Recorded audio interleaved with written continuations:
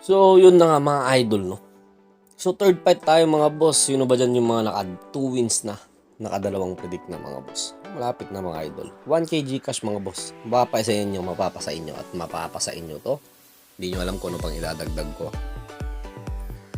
So, tignan nyo mga boss. Sipat kilatis tayo mga idol ha. Pulang tigre. May pagkadilaw mga boss. Pulang-pula yung pa. Napakaganda. Winning line ng Marcos to mga idol. TM size mga boss. TM size. Papuntang tersera mga idol, no? So, depende, no? May mga taong ayaw ng ganitong kulay. May mga tao na ganito daw yung pinaka-paborito nila. Kasi madalang nga naman to. Excuse me. Which is totoo naman, no? Madalang talaga tong ganitong kulay. So, ito naman yung pulahin mga idol. Makahakahak. Mas malagkit to. Mas makapit to mga boss.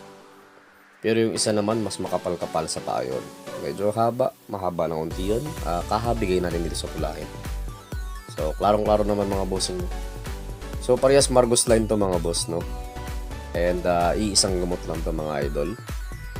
And, naglaro ko nung isang araw. So, standing natin nung weekend.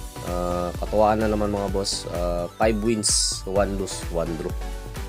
So, di na masama mga idol, no? So, tinesting ko kasi, baka kasi ano na, nakakalimot na tayo ng gagambahan. So, G, game tayo. Pula sa wala.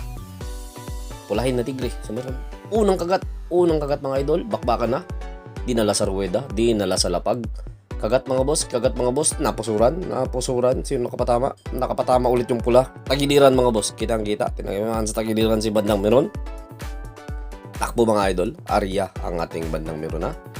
Napatakbo sa ating bandang meron sa sakit mga idol. Tinamaan sa tagiliran. Kitang-kita, no? Kinagat sa tagiliran sa baba.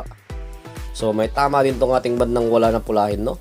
So, rebitaw tayo mga bossing. Rebitaw tayo. Kukunin lang natin ang ating bandang meron. So, G tayo mga boss. Okay. Okay pa sa galaw tong bandang meron natin. Bandang wala, medyo semi-maoy siya mga boss. Nakatikim siya ng gagamba eh. Agad siya ng stick mga idol. Kita nyo naman sa galaw kanina. Medyo makapit na siya. So, patalikuran na natin mga boss. Patalikuran na natin. Bigyan na natin yan. Tinalikuran niya.